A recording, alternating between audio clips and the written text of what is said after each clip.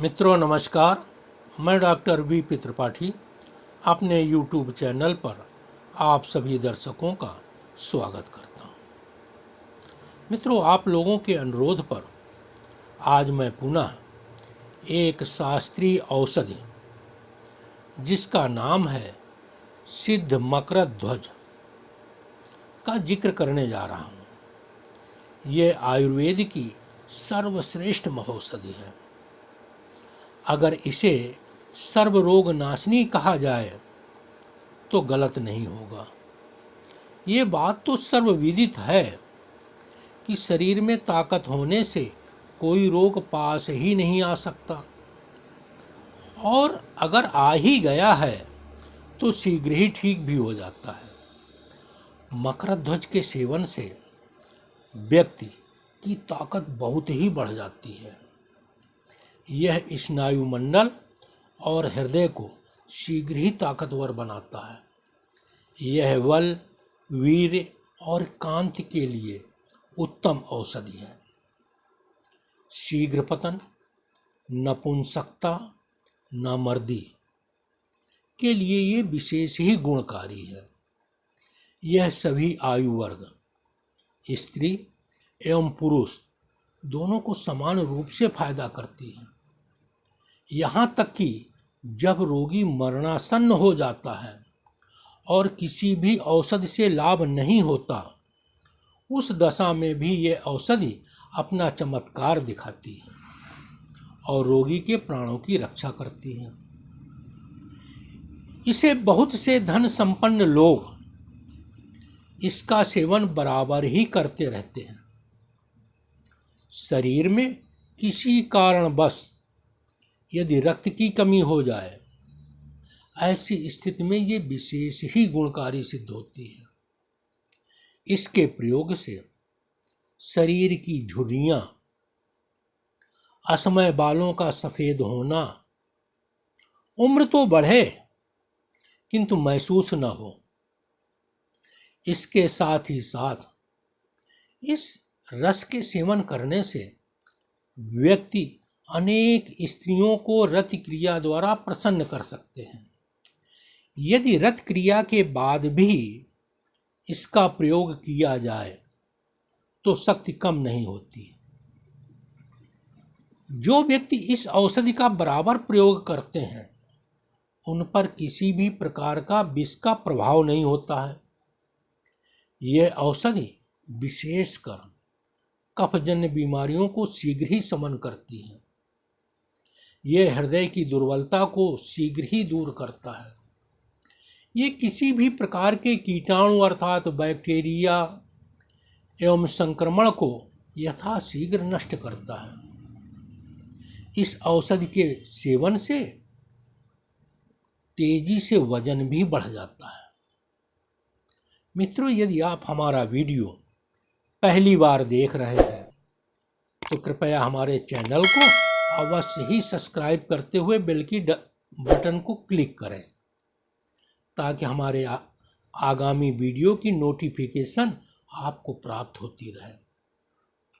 अगर हम इसकी मात्रा, प्रयोग विधि और अनुपान की बात करें तो इसकी मात्रा आधी से 1 रत्ती ही प्रयोग करें। मेरा एक निवेदन और है कि औषधि खरीदने से पूर्व आपके पास एक पत्थर की खरल जरूर ही होनी चाहिए। 1 रत्ती मकरध्वज को उत्तम किस्म के खरल में डाल करके 5 मिनट जरूर घोटें। इसके बाद 1 चम्मच शुद्ध शहद मिलाकर पुनः 15 मिनट घोटें। इस तरह प्रयोग करने से आपको पूरा लाभ अवश्य ही मिलेगा, क्योंकि आयुर्वेद का सिद्धांत है मर्दनम गुणवर्धनम। आप इसका मर्दन जितना ही करेंगे, जितनी ही इसकी घोटाई करेंगे, इस दवा की शक्ति अपने आप बढ़ती चली जाएगी।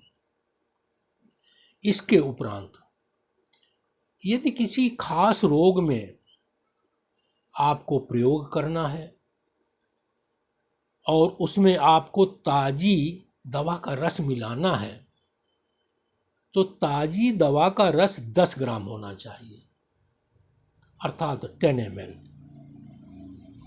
यदि सूखी दवा का चूर्ण मिलाना है तो 3 ग्राम चूर्ण आप मिला सकते हैं, किंतु चूर्ण मिलाने की स्थिति में आप शहद की मात्रा को बढ़ा लें ताकि औषधि चाटने में आसानी हो सके। और यदि इसे आपको क्वाथ के साथ लेना है तो क्वाथ की मात्रा कम से कम 25 ml अवश्य ही होनी चाहिए। यदि हम रोगों के आधार पर अनुपान की बात करें तो अजीर्ण की दशा में इस औषधि का प्रयोग शंखभस्म और त्रिकट चूर्ण के साथ करना चाहिए।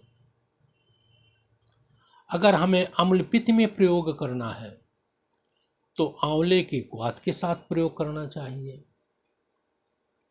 बवासीर की शिकायत होने पर इसे सूरण के चूर्ण और मिश्री के साथ प्रयोग करना चाहिए। अरुच की स्थिति में नींबू का रस और शहद के साथ प्रयोग करें। आम बात की दशा में इसे सोंठ के चूर्ण के साथ प्रयोग करें। उन्माद की दशा में इसे बच का चूर्ण और ब्राह्मी के रस के साथ प्रयोग करें। पथरी अर्थात स्टोन कुल्थी के क्वाथ के साथ प्रयोग करें। आतसक इसे अनंत मूल के चूर्ण के साथ प्रयोग करें।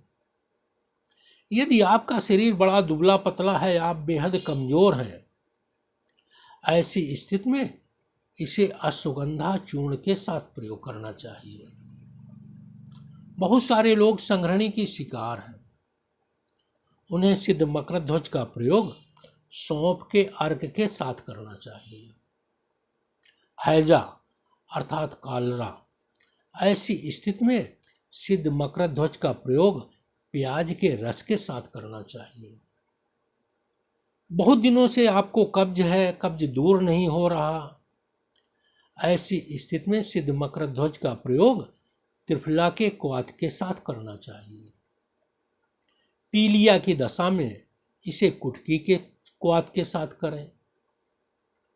खांसी की दशा में इसे मुलेठी के क्वाथ के साथ करें। श्वास रोग अर्थात दमा, ऐसे रोगियों को इसका प्रयोग बहेड़े के चूर्ण के साथ करना चाहिए। मिर्गी की शिकायत होने पर इसे बच और सर्पगंधा के चूर्ण के साथ करना चाहिए। यदि आप वात विकार से पीड़ित हैं तो इसका प्रयोग एरंड की जड़ और निर्गुंडी के क्वाथ के साथ करना चाहिए। गुल्म रोगियों को सिद्ध मकरध्वज का प्रयोग शुद्ध हींग और गर्म पानी के साथ करना चाहिए। यदि किसी भी व्यक्ति को पेशाब संबंधित किसी भी प्रकार की समस्या है तो ऐसे रोगियों को गिलोय के रस के साथ प्रयोग करना चाहिए। हृदय रोगियों को अर्जुन की छाल के क्वाथ के साथ प्रयोग करना चाहिए। इस औषधि का प्रयोग यदि शुगर रोगी करें तो जामुन के बीज का चूर्ण और गुड़मार के चूर्ण के साथ करना चाहिए। प्रवाहिका अर्थात पतले दस्त, ऐसी दशा में इस औषधि का प्रयोग वेलगिरी के चूर्ण के साथ करना चाहिए। किंतु यदि खूनी दस्त है तो कुटज की छाल और अतीस का चूर्ण प्रयोग करना चाहिए। मित्रों, ज्वर कई प्रकार का होता है। यदि आपको वातज ज्वर है तो इसका प्रयोग इलायची के बीज और मिश्री के साथ करना चाहिए। यदि पित्तज ज्वर है तो गिलोय के क्वाथ के साथ इसका प्रयोग करना चाहिए। यदि कफज ज्वर है तो इसका प्रयोग तुलसी, अदरक और पान तीनों का रस समान मात्रा में मिला करके इसका प्रयोग करना चाहिए। सन्निपात ज्वर की दशा में इसका प्रयोग ब्राह्मी के रस के साथ करना चाहिए। विषम ज्वर, विषम ज्वर की स्थिति में इसका चिरायता के क्वाथ के साथ प्रयोग करना चाहिए। जीर्ण ज्वर, बहुत दिनों से बुखार आ रहा है, दूर नहीं हो रहा, ऐसी स्थिति में इसका प्रयोग पिपली के चूर्ण के साथ करना चाहिए। प्रसूत ज्वर, जिन महिलाओं ने बच्चे को जन्म दिया है और प्रसूत ग्रह से ही उन्हें बुखार आ गया है और वो बुखार दूर नहीं हो रहा, तो उसे प्रसूत ज्वर कहते हैं। तो ऐसी महिलाओं को 10 मूल क्वाथ के साथ इसका प्रयोग करना चाहिए।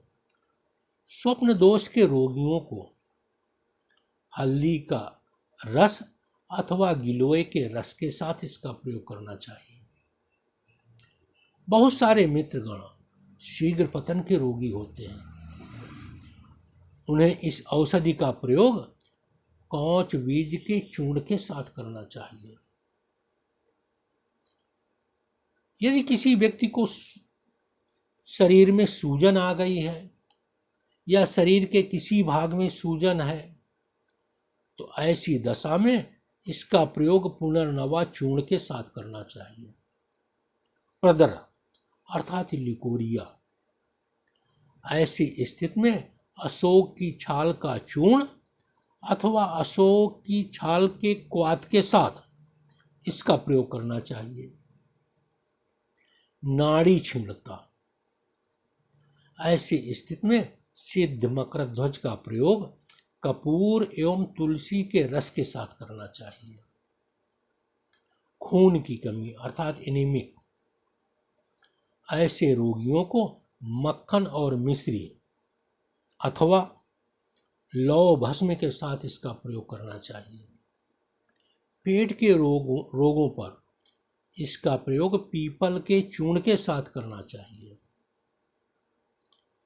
चेचक हो जाने पर इस औषधि का सेवन रुद्राक्ष के चूर्ण के साथ करना चाहिए। मुख की तकलीफें, छाले, जलन, ऐसी स्थिति में इसका प्रयोग कपूर और कत्था के साथ करना चाहिए। बहुत सारे लोग बलिष्ठ होना चाहते हैं, अपने शरीर को फौलाद बनाना चाहते हैं, ऐसे व्यक्ति सिद्ध मकर ध्वज का प्रयोग फौलाद भस्म आधी रत्ती के साथ करना चाहिए। यदि हम उपरोक्त रोगों का आकलन और अनुपान को देखें तो हम निःसंकोच कह सकते हैं कि सिद्ध मकर ध्वज आयुर्वेद की महौषधि है। मित्रों, आपको हमारा यह वीडियो कैसा लगा अवश्य ही लिखें। धन्यवाद। मिलते हैं अगले वीडियो में। जय आयुर्वेद, जय धन्वंतरि।